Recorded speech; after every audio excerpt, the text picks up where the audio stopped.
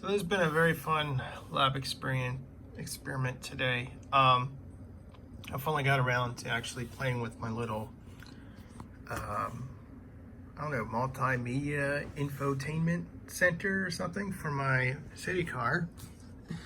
I do have the 8-track tape, and that's still going into the CitiCar. This is mainly like bringing some technology, because I was thinking, like, you know, I could get like an adapter for an 8-track tape and figure out how to play like digital files through here, and it is doable, but it's so complex and wonky that I did start looking into these other options. And I was actually looking for a Tesla tablet, something that looked like the Tesla navigation tablet, but this seems to be fairly good. It'll do for now. So what do we got here? We got a radio station. They say it's got AM and FM, but I can only get FM on here. So you can like tap where you want to go. You can drag your slider. You can. It's just some places. Go to different channels. You can scan channels. This is good when you're traveling, I guess. They say it should do AM and FM, but I don't see a way to toggle between the two. I see this like LOC and DX. I don't know what that's going to do. That's just to go one at a time. It just jumps to the next station that picks up.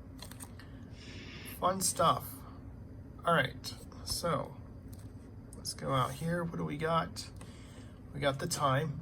I did have to set this out to be a 24-hour clock, although I do need to figure out why the month isn't displayed. I'd rather have it spelled out for me. You have a radio that can, well, not radio, but you can play MP3 files and stuff.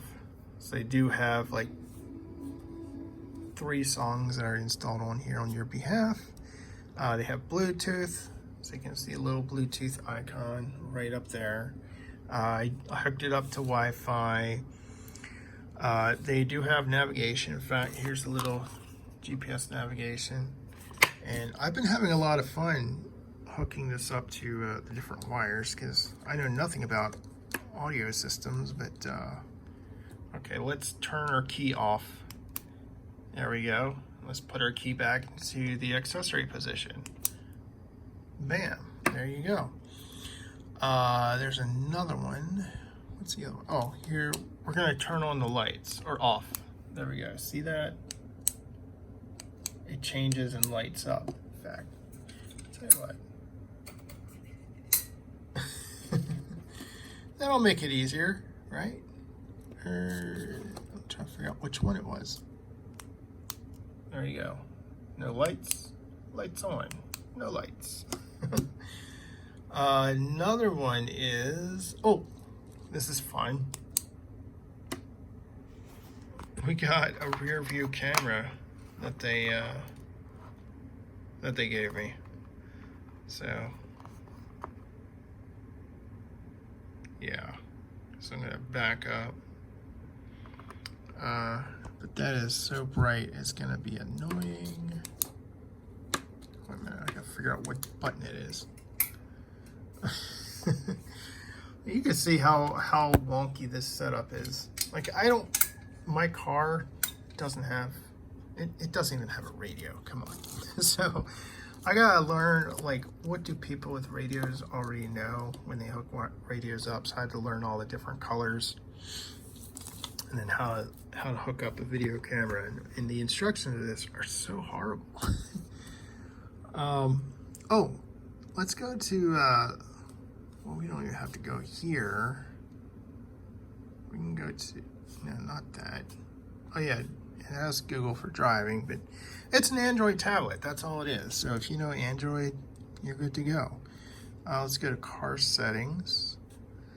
And, you know, like if you go to system info, you can see it says Android up here. Factory settings, it's just a bunch of 8s. Like 4 8s. I haven't really touched any of this. I looked at radio, but I didn't really see anything regarding AM, FM, and it's already set to FM inside. Let's see, so we'll just get out of here. Then we'll go back to car settings. I have no idea what this is. I feel like I am the manufacturer. I just don't know how to connect my car up into this. So it's like, we don't know what you're talking about. Android is like, you'll need to go here to change your keyboard. So you want to go to language and input. See this Chinese stuff? You want to get rid of that. The way to get rid of it, just click a blue button. Get rid of that. There you go. Now that stuff's gone up there.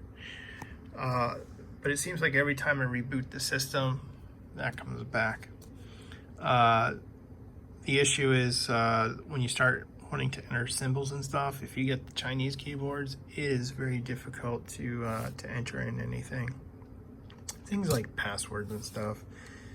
All right, you can see it says something about vehicular platform, but look at this. Model number is a demo. I don't know what the deal is with that. Let's see. Date and time. Use 24-hour. I don't see anything about formatting of how that date appears, but anyway, let's go back. What else do they have? I don't know. You got your Play Store. I mean, it's an Android. That's pretty much what it is, and it's got the nice driving based interface to it. You got your equalizer there. Oh, steering. This was fun trying to figure out. So you can set your car. All right, so I want to change these. So basically what I'm doing is I'm saying, hey, I want to assign this button to here. So I now have these two buttons. This microchip, ignore that. That's not what, that has nothing to do with anything here. But I can now change the volume by pressing these little buttons. And basically what they have is they have these two lines for key 1 and key 2, and then this goes to your ground. Of course, I have it as red, but it's going to ground, believe me. It's something like these are based on resistance. I figured out how to get these two to work differently, but I haven't been able to change the different resistance values, so I can assign more than just 2 keys to this thing. As you can see, you can assign quite a few keys to this. Logo settings was fun. They do have quite a few logos for you to choose from, so you can do your own car. My car does not have a logo in here, so I had to go and make an image. And then there, I just selected my own logo. I had to figure out what format they wanted and what size they wanted, and it'd be nice if they actually documented that, but it's 1024 by 600 bitmap in 24-bit format. I am trying to set up the animations. I do have an animation already selected. What is it? Movie? It's the boot animation. And they're like, do you want to preview this? Okay, it looks like it works. I'm like, no, I want to set it now. But every time I set it, it doesn't seem to take effect. So that's about it. It's got a little preamp on the back. There's like I think it's 50 watts for each speaker. They do have USB, so this is how I'm getting images onto it right now. There's a USB. One of the USBs is connected as USB, whereas this one only has 4 wires, I think. So this doesn't do the full USB. It's pretty much just so you can charge your phone. So that's kind of pointless to me. What I could do is I could set this up and connect it to a hub, just so I can have more USB devices going in here if I want to. Maybe this is specific for fast charging. Who knows? They do have some songs already on here, so that was kind of cool. I did hook up one of the speakers. I think that's about it. I think it's just hilarious that this thing has a camera on it. It's just yeah. Oh, and they automatically take that off by default, and I think I just went ahead and all the way at the bottom you have other settings, and no mute off. So if I put this on, then anytime I reverse, it's gonna turn the radio off. Until I go back and forward, then it's gonna put the radio back. Screen set, I don't know what force mode is. Handbrake, I think that's for DVD playback, but you would need to know.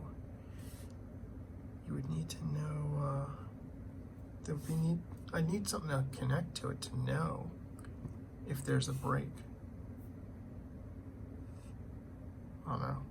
These are somewhat helpful, just not fully helpful. Because most of the time you see all this reserve. It doesn't really help me out. Reserve. That's how helpful it is. They do have a built-in manual, but yeah, this thing, look at this. They talk about AM, FM, switch between bands. Okay, but where is it? Show me a screenshot or something. And my biggest problem when I first got this was I didn't know how to turn it on. I hooked up 12 volt positive, and I hooked up 12 volt negative to my power bench supply, and it just wouldn't come on. And then it took me a while, but I figured out this little red wire back here, that needs to run to positive as well, and that's your key switch. So anytime I press this button, you know, that's contacting to the 12 volt positive between that wire and the positive wire. Just trying to think if there's anything else. Oh, and that 8-track is going to connect right here. All these. So these are like video in and video out. So I guess if you want like a TV in the back of your car or van, or you have an actual DVD player, you'd use these. I'm going to use the audio left and right inputs with that guy, and just connect them out to the amp. So yeah, and he just uses a regular car antenna. You can plug any car antenna into there and it'll work just fine. Yep, so that's my little lab experiment.